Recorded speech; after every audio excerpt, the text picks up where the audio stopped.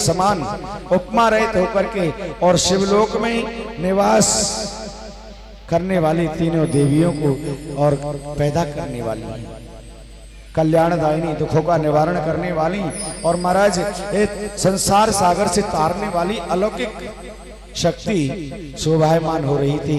दुर्गे को सामने देख करके देवता ने पुनः 11 श्लोकों में उस देवी मां की स्तुति की है। दुर्गे कहने लगी, हे देवताओं, आपने स्तुति करके प्रार्थना करके आपने मुझको प्रसन्न किया है, आप चाहती क्या हो, आप मेरी स्तुति क्यों कर रहे हो महाराज। इतना सुन करके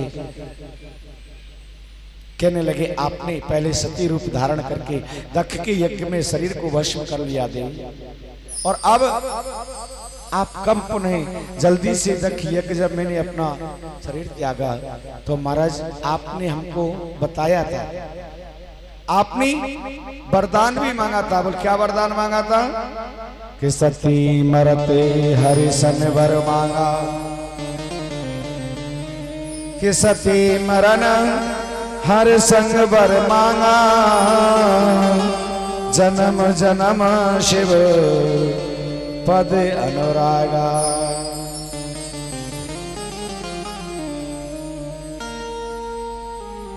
भोले बाबा की बात न मान करके जब सती को ने अपने देही को त्याग दिया तो त्यागने से पहले एक ही प्रार्थना की थी, महाराज हम कितनी भी बार जन्म धारण करें लेकिन हम भोले बाबा के सिवा किसी दूसरे को वर्ण नहीं करेंगे। सती प्रथम तो इस प्रकार से और बना करके विरह घूमती रहते हैं। भोले बाबा तो सती के विरह में ऐसे ही घूमते रहते हैं। वैसे ही जैसे संसार विकार रहित होने के बाद अविनाशी परिपूर्ण काशी वह भ्रमण कर रही महाराज।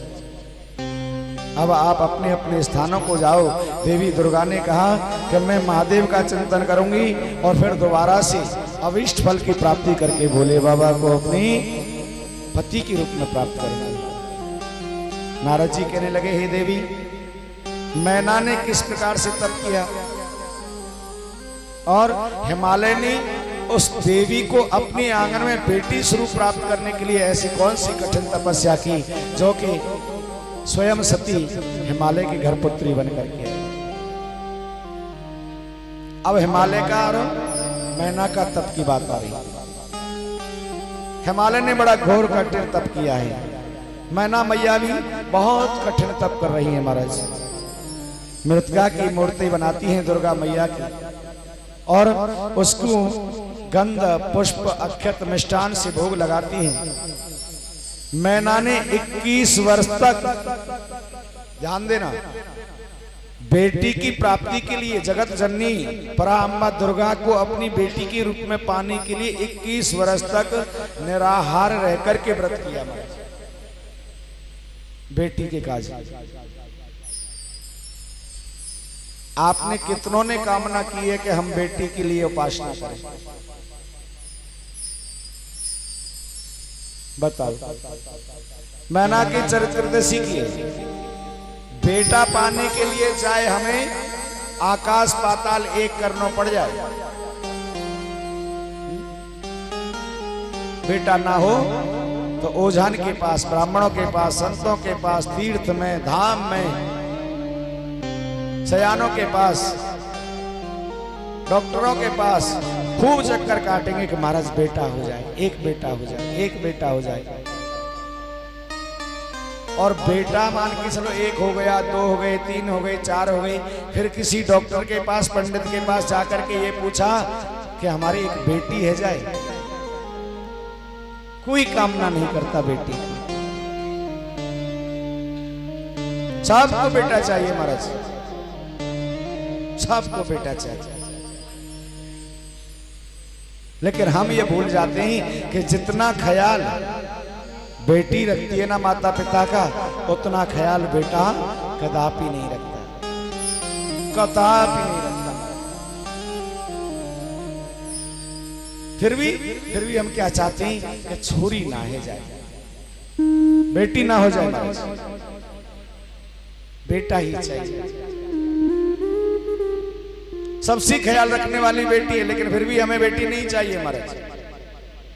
बेटी कितनी संस्कारी होती है महाराज। अगर माता पिता कोई बेटी के सामने खाना खा रहा हो, बेटी भी खाना खा रही हो और पिताजी ने कह दिया बेटी थोड़ा जल लाना, तो तुरंत थाली से खड़ी होकर के पानी ला करके दे देगी, जी पापा जी अभी लाई, जी पिताजी।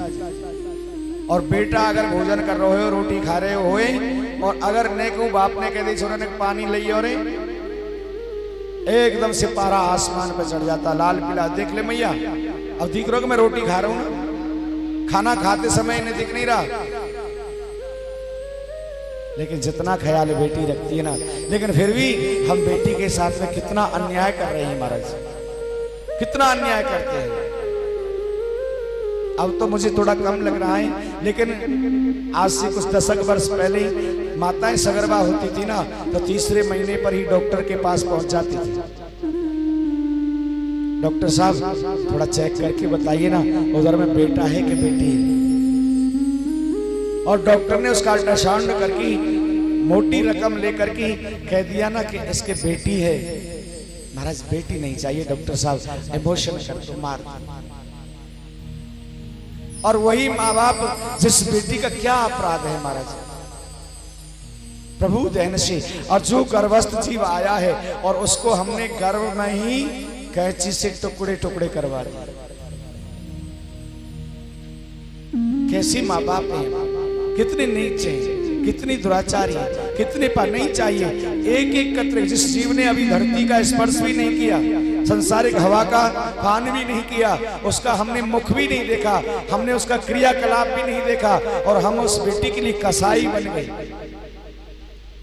जिस जीव अभी अंकुरित फूट करके भी नहीं आया था, और उससे पहले ही हम कसाई बन करके उसका गर्भ में ही भ्रूण करा देते हैं, गर्भ में ही उसको मरवा देते हैं महाराज।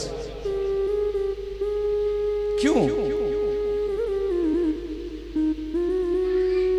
ऐसी गर्भपात गर्भ भ्रूण सी तो, अरे हमसे अच्छी तो कुत्ता बिल्ली सापिन सापिन होती है ना, सैकड़ों बच्चों को जन्म दे, सैकड़ों अंडे देती है महाराज।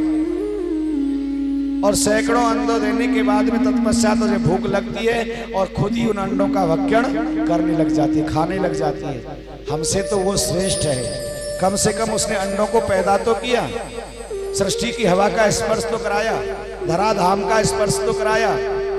कुतिया है, बच्चों को जन्म देती है, और बस जन्म देती ही वह भूख सहन नहीं कर पाती और अपने बच्चों को ही खा जाती है। हमसे तो वो श्रेष्ठ है। और हमें कि जब के गर्भ में देखा नहीं कि बेटी है, बस पैसा कितना भी ले लो, लेकिन इसे भ्रूण कर दो, बाहर निकाल दो। क्यों? बोल बेटा हो तो रखती, बेटा होता तो रखती, अब बेटी है महाराज। बेटे का सम्मान है जग में, बेटी का कोई मान नहीं। अरे दुनिया वालों मुझे बता दो, बेटी क्या संतान नहीं, बेटे का सम्मान है जग में, बेटी का कोई मान नहीं। दुनिया वालों हमें बता दो, बेटी क्या संतान नहीं, बेटे का सम्मान है जग में।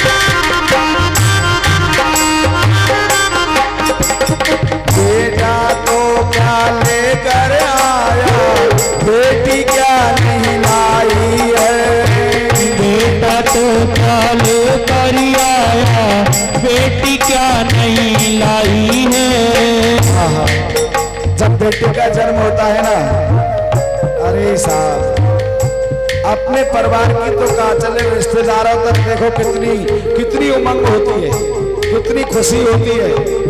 बेटे के जन्म लेते ही शहनाइयां बजने लग जाती है। बेटे की जन्म होते ही शहनाइयां बने, बधाइयां बटने लग जाती हैं, मिठाइयां बटने लग जाती हैं, दीप जलने लग जाते हैं, दरवाजे में बंधनवार बनने लग जाते हैं, दरवाजे में चौदनवार छाप चलने लग जाती हैं। क्या इतना ओट पटांग क्या बेटी के जन्म पर किसी ने किया है?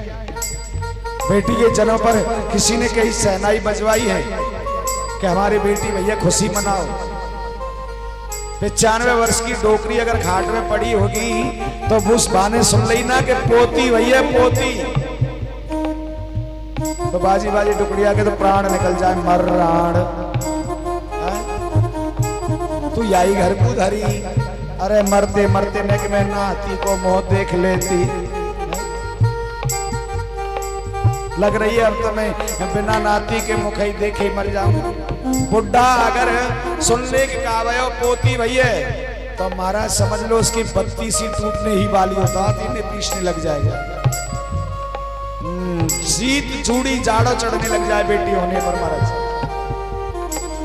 पता नहीं बेटा कौन सी सोने की ईंट पर जल करके आता है, क्या लेकर के आता है वो बेटा। बेटा सबको प्रिय लगता है, बेटी किसी को प्रिय नहीं लगती। चलो ठीक है, मान लिया आप बेटा चाहते हो और बेटा आपके यहाँ आ गया और बेटी ने आपको जन्म नहीं दिया, तो कुछ उत्सव तो ऐसे भी होते हैं जहां बहन की जरूरत होती है, जहां बेटी की जरूरत होती है।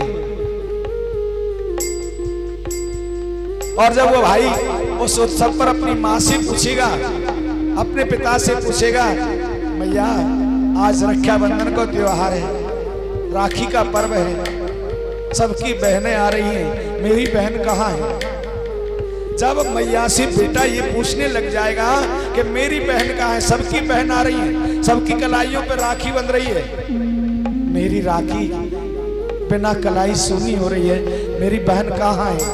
तो क्या उस अपनी बेटी को नजर मिला सकोगी? क्या उससे बोल सकोगी कि अरे भैया तेरी बहन तो हमने गर्भ में ही कटवा दी, क्या हमने भ्रूण करा दिया, मरवा दिया? क्या बोल पाओगे? कैसे बोलोगी महाराज? भैया दो जाएगी तो भाई पूछेगा कि मेरी बहन कहाँ है, मेरा माथो सुनो है रे, वही मेरे माथे पे तिलक करने वाली मेरी बहन नहीं है? क्या उसको बता पाओगे कि भैया तेरी बहन को तो हमने जन्म से पहले ही मार दिया?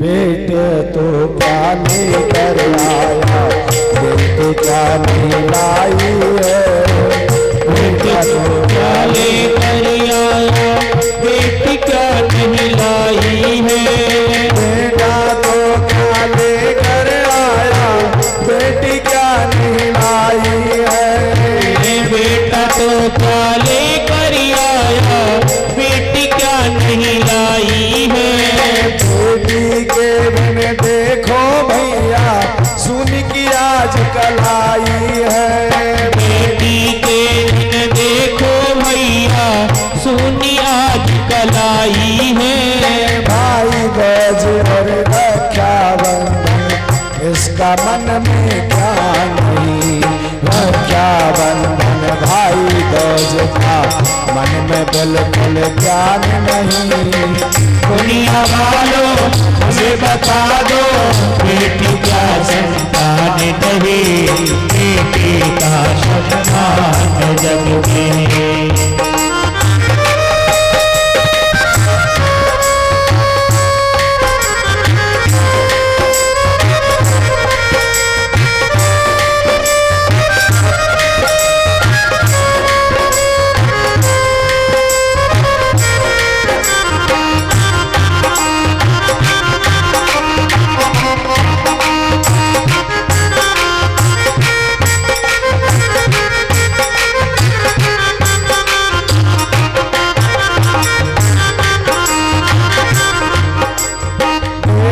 बेटी एक बराबर कोई बड़ा नहीं छोटा है, बेटा बेटी एक बराबर कोई बड़ा नहीं छोटा है।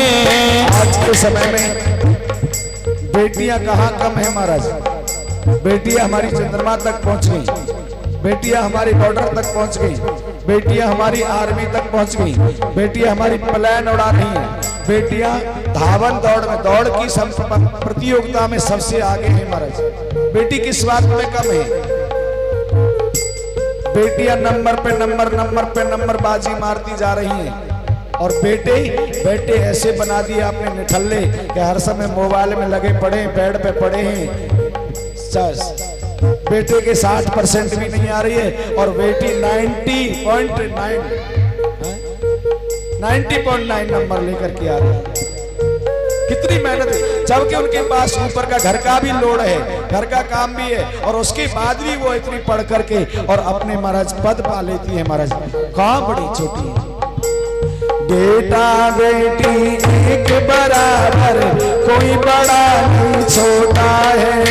बेटा बेटी एक बराबर, कोई बड़ा नहीं छोटा है। तो कोई समझे भेद दोनों में, वो नियत का खोटा है। जो कोई समझे भेद दोनों में, वो नियत का खोटा है। नियत के खोटों को देखो, उनका ये अधिकार नहीं। भगवान जग में बेटी का कोई मान नहीं। दुनिया वालों मुझे बता दो, बेटी क्या इंसान नहीं। बेटे का सम्मान जग में, बेटे का सम्मान जग में, बेटे का सम्मान। बोलिए शंकर भगवान की, बोलिए अन्नपूर्णा महारानी की, बोलिए भूत भावन भगवान की।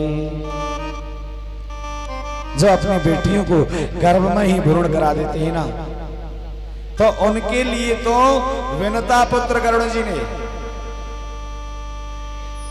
गरुड़ पुराण में कितने नरक हैं, जितनी योनि है उतने ही नरक बताए हैं।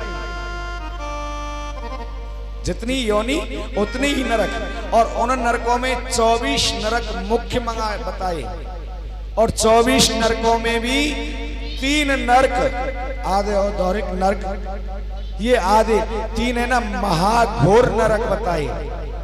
लेकिन गरुड़ जी सोच रहे हैं कि मैं कौन सा नरक इनके लिए बताऊं।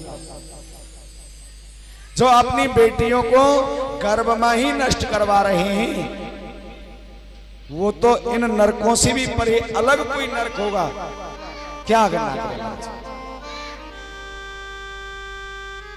तो महाराज आजकल निवेदन है कि महाराज वो माता पिता गर्भ से भ्रूण करा देते हैं ना, उनको नरक जाने से कोई नहीं रोक सकता महाराज।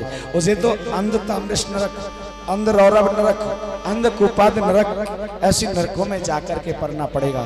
और पुण्यपि जन्मा पुण्यपि मरणः पुण्यपि जननी जठरी शयनम, बार बार जन्म जन्म मृत्यु मृत्यु जन्म जन्म मृत्यु पुनः पुनः, यही तो नरक है महाराज।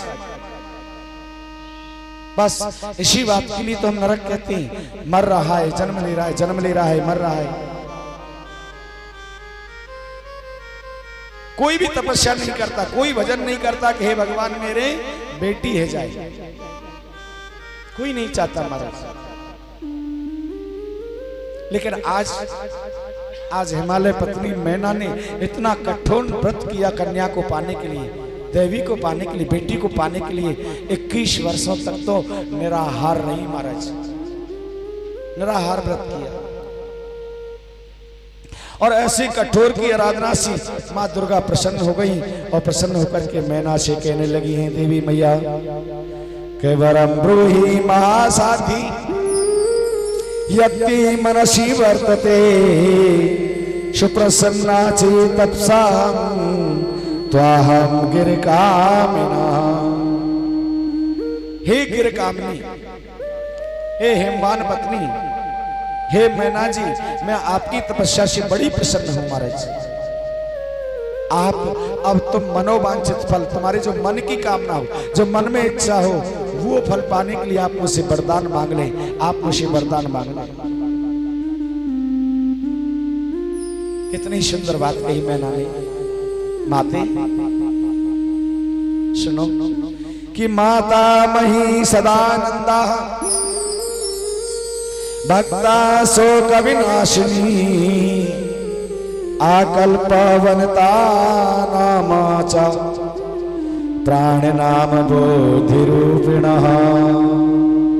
हे आनंदमयी, हे आनंद स्वरूपिणी, भक्तों की शोक को हरण करने वाली, आकल्प्य वनता स्त्री जनों की, प्राणियों की बुद्धि रूपिणी। स्त्रियों को बुद्धि देने वाली कौन है? देवी माँ है।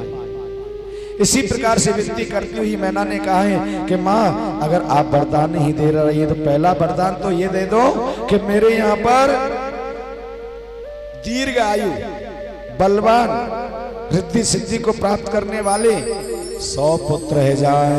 देखिए तपस्या कठिन करी, लेकिन सबसे पहला वरदान मैया से क्या मांगो? 100 पुत्र रह जाए। और दूसरा वरदान मुझे ये दे दो कि मैया कि आप गुणवान, रूपवान, त्रिलोक में पूजित, और आप मेरे घर में मेरी सुता बन करके आई, मेरे घर में मेरी बेटी बन करके आई। कालांतर में मैना ने दुर्गे की कृपा से 100 पुत्रों को प्राप्त किया। बड़ा पुत्र हुआ मैनाक। हिमालय का बड़ा बेटा क्या हुआ? मैनाक पर्वत नाम से। एक बार इंद्र इन पर्वतों के ऊपर क्रोध कर रहा था, तो भय होकर के अपने हाथ में वज्र लेकर के इन पर्वतों के पंख काट दिए। आप कहते होंगे महाराज पहाड़न के ऊपर पंख हो करेगा, लेकिन पहले समय में सब पर्वतों के पंख होते थे। क्रोधित होकर के इंद्र ने वज्र से काट दिए। लेकिन जो हिमालय का बेटा है मैनाक, ये समुद्र में जाकर के छुप गया, और समुद्र में जाकर के छुप गया तो इंद्र की नजरों से बच गया। केवल इसके पंख बाकी रहे। आगे सूची महाराज कह रहे हैं कालांतर में मैना के ही उदर में जगदम्बा का आगमन हो रहा है, काली का आगमन हो रहा है, दुर्गा का आगमन हो रहा है, जगत नंदिनी का आगमन हो रहा है। और विष्णु भगवान आदि देवता आकाश मार्ग से पुष्प वर्षा करके स्तुति गा रहे हैं। किसकी? जगदम्बा मैया की, देवी मैया की। के दुर्गे जय जया प्राज्ञे जगदम्बा महेश्वरी सत्याव्रतम सत्या परम त्रिशक्ति सत्य रूपिणे। हे दुर्गे मैया, हे जगत जननी, हे जगदम्बा, सत्य है, सत्य है, सत्य है मैया, सत्य है। आपकी स्तुति जय हो मैया, आपकी जय हो। समय पर आने पर धीरे धीरे करके जब उदर का समय आया तो 10वें गर्भ मास में, 10वें महीने में माता मैना के आंगन में जगदम्बा मां पार्वती के रूप में प्राकट्य होकर के आई। समझ में आ रहा है? कितने लोगों की समझ में नहीं आ रहा है?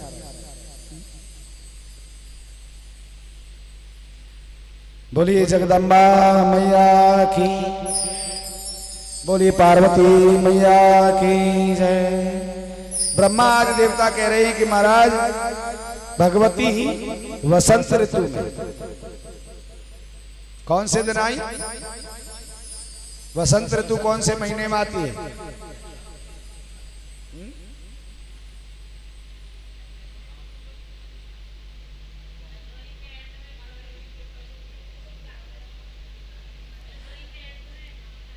वसंत ऋतु में चैत्र का महीना होता है। वसंत ऋतु चैत्र, वसंत ऋतु चैत्र मास की नवमी के दिन,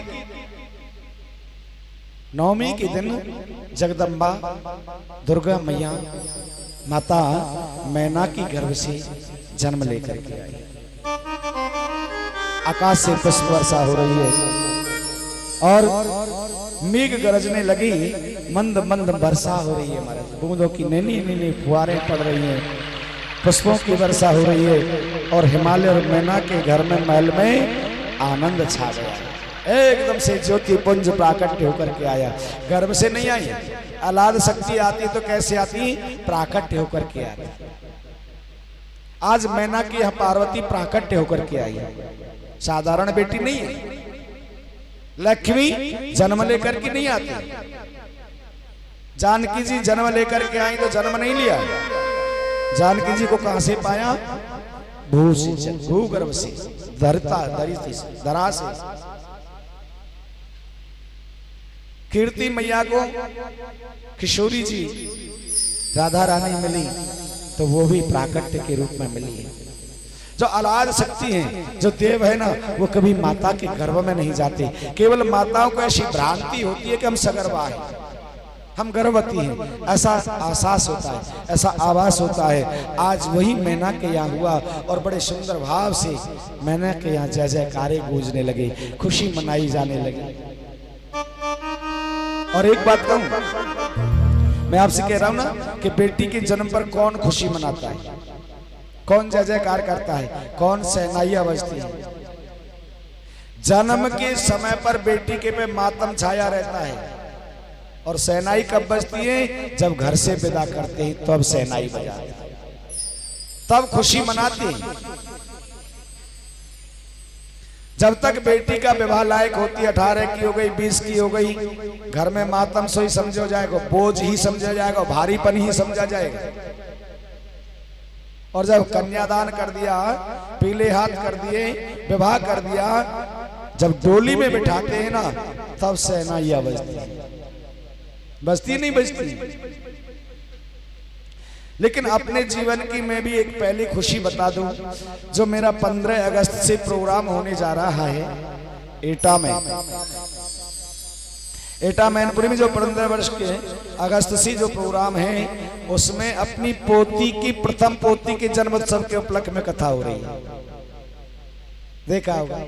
अगर मैं किसी से कहूंगा तुम्हारे पहली बेटी है गई, अब तुम भागवत करा लो, तो कोई करा सकता है? महाराज छोरीन के जन्म पे भागवत? अरे छोरा होता तो फिर देखते तुम हमारे ठाट, फिर हम तो नोट ऐसे लुटाते, ऐसे ऐसे करके। क्यों? बेटी के लिए क्यों? अरे साक्षात लक्ष्मी है, जो घर में आई है वो लक्ष्मी है महाराज। लेकिन फिर भी बेटी के जन्म पर कोई मुश्किल से सत्यनारायण की कथा भी नहीं करा सकता। केवल ब्राह्मण को बुलाया, तगा बंधवाया, शुद्धिकरण कराया, हो गया। लेकिन नहीं, आज और ऐसा कदापि एक बार को बेटा का जन्मोत्सव न मनाया जाए, बेटे के जन्म की खुशी न मनाई जाए, लेकिन घर में अगर लक्ष्मी स्वरूपा देवी मां आ रही है, दुर्गा आ रही है, कहते हैं ना कि बेटी को मरवाओगी तो बहू कहां से? बेटी तो कागुना चाहिए और बहू संवरने चाहिए। बेटा तो आपने 2 कर लिए, बेटा तो आपने 4 कर लिए, और बेटी आपने 1 ही नहीं किया। अरे तो कहते ना, साईं के दरबार में बदलो कहू न जाए। ये तो बदला भी तो देना पड़ेगा। आप 4 लेने की आशा में बैठे और देने के लिए ठन पालो। आप देना किसी को चाहते नहीं हो और लेने की आशा में कर रहे हो। देने के लिए भी तो चको। अरे आधार हृदय तो बनो। क्या बेटी का जन्म हो जाने के बाद पालन पोषण करके उसको कैसे मनाया जाता है महाराज? वो उदार मन वाले कैसे कन्यादान किया, कैसी विदाई की जाती है। लेकिन आज हेमवान की यहाँ पर महाराज सुंदर भाव से बधाई गाई जा रही है, दान दिए जा रहे हैं, उत्सव मनाया जा रहा है बड़े भाव के साथ में। आइए हम भी 2 मिनट माँ भवानी की, दुर्गा मैया की बधाई गाते हैं। अरे जननी है दुर्गे मैया, अरे जन्मी है दुर्गे मैया, महल में बाजे बधैया। दुर्गे मैया महल में बाजे बधैया। जन्मी है दुर्गे मैया, महल में बाजे बधैया। जन्मी है दुर्गे मैया, महल में बाजे बधैया। बाजे बधैया मैया, बाजे बधैया। बाजे बधैया मैया, बाजे बधैया। धर्मवीर की मम्मी अगर कृष्ण जन्मोत्सव होता तो लेमा में बटुआ निकाल लेती है? लाला को जन्म हो तो कोई बात आ गई ना। जगत जननी जन्मा का उत्सव मन रहा है। अरे हेमपान और मैना मैया खुशी होकर के आनंद मगन होकर के धन लुटा रहे हैं, हेरी मोती नाचावर कर रहे हैं महाराज। तो आप भी उत्सव में कुछ बधाई दो इन ब्रजवासियों के लिए और आनंद होकर के हाथ खोल करके उत्सव मनाओ लाली की जन्म में। जन्मी है बोलेगी मैया महल में बाजे बधैया, जन्मी है बोलेगी मैया महल में बाजे बधैया, बाजे बधैया मैया बाजे बधैया, बाजे बधैया मैया बाजे बधैया, बाजे बधैया मैया बाजे बधैया, बाजे बधैया मैया बाजे बधैया। जन्मी है दुर्गा मैया बाजे बधैया, जन्मी है दुर्गा मैया बाजे बधैया। दुर्गा मैया की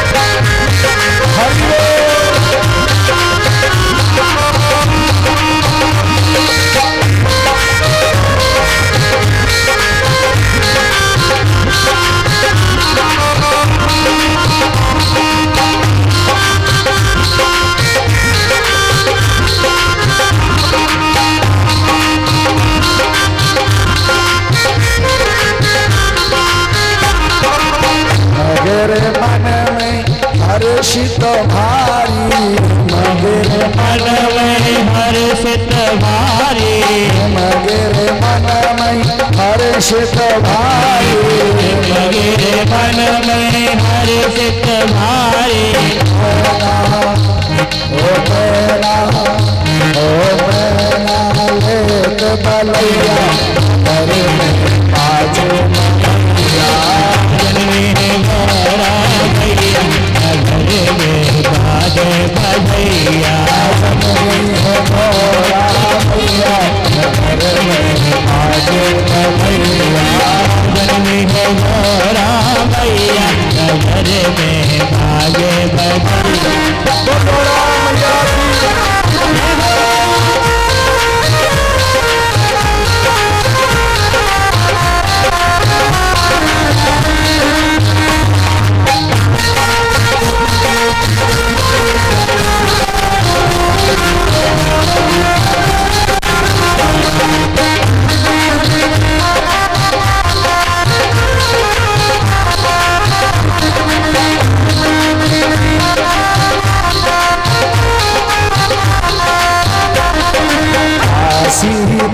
सिंह चावर पामे, दासी दासी नो चावर पावे, सिंह चावर पामे, दासी दासी नो चावर पावे।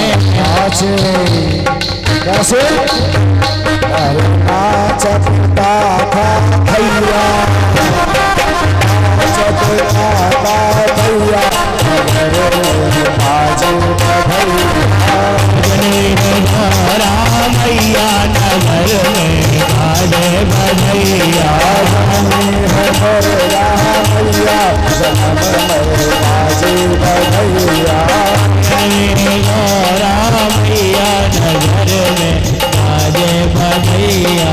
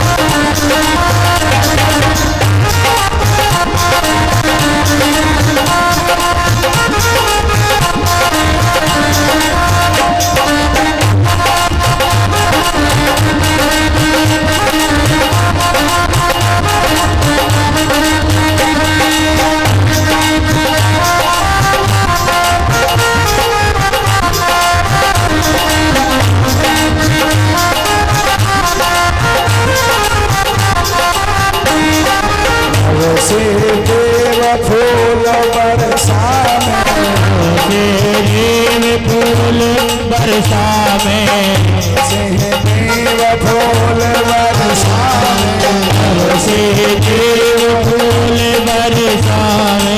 जय हो जय हो जय हो दुर्गा मैया,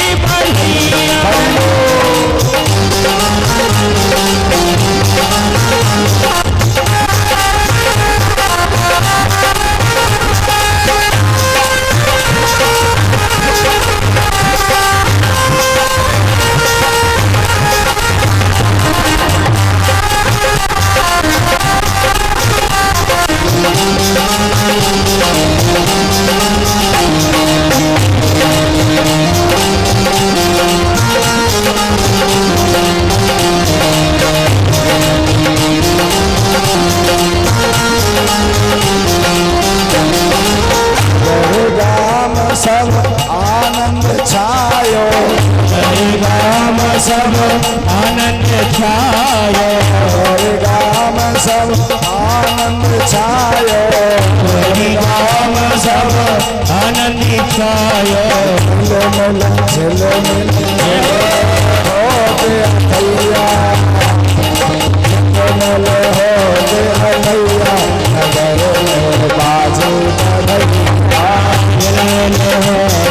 चरिया नगर में बाजे भैया, नगर मैया बाजू भैया, घर में बाजे भैया,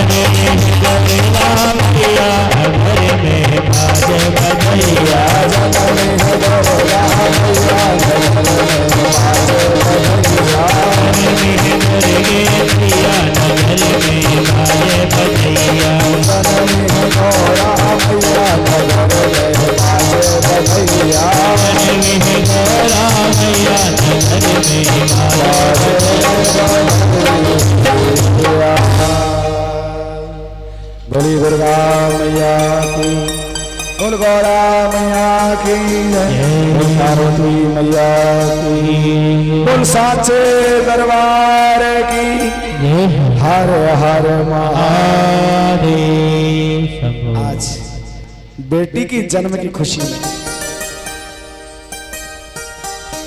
हेमगिरी ने और मैना ने पूरे नगर को सजवाया। देवता लोग आकाश से पुष्प वर्षा कर रहे हैं, शिवलोक वासिनी जगदम्बे को स्तुति कर रहे हैं सभी देवता लोग मिलकर के जगदम्बा महादेवी कार्य सिद्धि विदायिनी, हे जगदम्बे, ही महादेवी, ही सर्व काम को सिद्ध करने वाली मैया, देव कार्य कत्री त्वमा सदास्त्वाम तनयामय। आप आने की कोई आपकी जरूरत नहीं थी, लेकिन आप तो देवताओं के कार्य की सिद्धि के लिए ही तो जन्म लेकर के आ रही हो। देवी मैया को बेटी बनकर के आने को क्या मतलब हो, लेकिन किस लिए कि देवा नाम कार्य साधक, देवताओं की कार्य की सिद्धि के लिए मैया आ रही है। महाराज बड़े बड़े ऋषियों को, मुनियों को, महात्माओं को, अमलात्माओं को, देवज्ञों को, वेदज्ञों को बुलाकर के हेमवान महाराज ने खूब दान दिया। महाराज खूब दान दिया, और इसके बाद में उनका नामकरण संस्कार हो रहा है। आज ऋषि मुनि महात्मा ब्राह्मणों के द्वारा दुर्गा मैया जो बेटी जन्म लेकर के आई है उसको नामकरण करायो है। देखिए दुर्गा मैया के क्या नाम रखे हैं, कैसी सुंदर नाम है महाराज के काली तारा महाविद्या षोडशी भुवनेश्वरी भैरवी छिन्नमस्ता च विद्या धूमावती तथा के बगला मुखी सिद्ध विद्या मातंगी कमलात्मके अत्याधिक पति प्रणीता नामेत्यम ये सरमतः। दुर्गा मैया के कितने नाम हुए? काली नाम रखा गया। पार्वती को एक नाम काली भी है महाराज। पार्वती को एक नाम तारा भी है। पार्वती को एक नाम महाविद्या भी है। पार्वती को सोणसी भी कहते हैं। पार्वती को भुवनेश्वरी भी कहते हैं। पार्वती को भैरवी भी कहते हैं। पार्वती को छिन्नमस्ता भी कहते हैं। पार्वती को विद्या भी कहते हैं। पार्वती को धूमावती भी कहते हैं। पार्वती जी को बगलामुखी का भी स्वरूप है। पार्वती सिद्ध विद्या को देने वाली है। और पार्वती साक्षात कमला लक्ष्मी। इतने नाम ऋषियों ने बताए। बड़ा सुंदर नामकरण संस्कार हुआ। और धीरे धीरे करके महाराज के शैलराज जब आदर कीड़ा, एक बार शैलराज हिमगिरी की यहां पर नारद जी का पदार्पण हुआ है। और जब कालांतर में एक दिन शिव जी की प्रेरित इच्छा से नारद जी जब वहां पर पधारे हैं तो हेमगिरी ने नारद जी का चरण धोए, आसन दिया, पाद्य किया, चरण धो करके चरणामृत के जल को सारे माल में अपने सारे नगर में छिड़का, सुंदर आरती उतारी, माथी पे तिलक किया और सुंदर से सिंहासन पर बिठा दिया है नारद जी को। कैसेल राज बड़ आदर कीना पद पखार आसन है दीना। पद पखार करके नारद जी के लिए आसन दिया है महाराज। पर्वत जी हिमबान ने नारद जी से कहने लगे, हे मुनीश्वर आप तो त्रिकालदर्शी हैं, मेरी एक सुता है, आप जानते हैं दुर्गा जन्म लेकर के आई है महाराज, थोड़ा उसके भविष्य के बारे में उसकी कुंडली देख दो, उसका कैसा भविष्य होगा, बेटी का कैसा भविष्य होगा। नारद जी ने सुता को बुलाया और सुता को बुला करके हाथों की रेखा देखने लेने लगे और हाथ की रेखा देख करके कह रही महाराज, कह मन बेहस गूढ़ मृदवानी सुता तुम्हारे शकल गुण खानी। नारद जी मुस्कुरा करके कया है मुने बेहस, बेहस माने मुस्कुरा कर, इस्माइल करके। इस्माइल तो जानते हो ना, कितने लोग इस्माइल करना जानते हैं?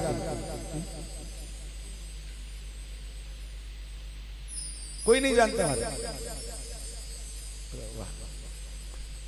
जय हो। इस्माइल माने हंसना। पहले सब कितना हंसते थे, है ना, और अब पता नहीं वो इस्माइल कहां चली गई। अब तो बस इस्माइल सेल्फी लेते टाइम आएगी। और देख रहे कि महाराज सेल्फी लेते समय पर यूं करके है ना, ऐसे घुमा के वैसे घुमा के यूं करके पता नहीं। अगर सामने कोई चित्र बनाने वाला, फोटो खींचने वाला होगा ना, तो वो भी क्या कहता है, थोड़ा इस्माइल, थोड़ी सी इस्माइल दे। क्यों?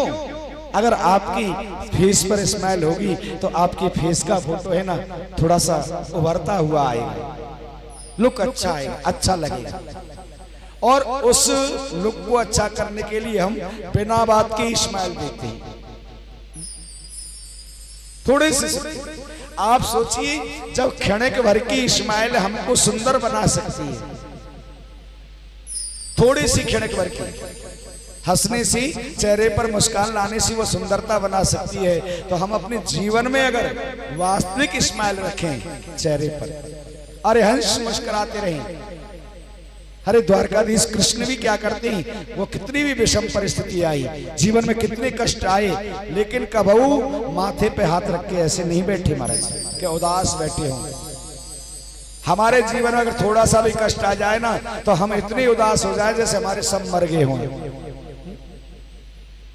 लेकिन ठाकुर जी कहते ही अरे हंस मुस्कुराओ, सुख में फूलो मती, दुख में तड़पो मती, प्राण जाए मगर नाम भूलो मती, मुरली वाले को मन से रिझाते चलो, कृष्ण गोविंद गोपाल गाते चलो। आज नारद जी मुस्कुराए हैं और मुस्कुरा करके कहना क्या चाहते हैं, मुस्कुरा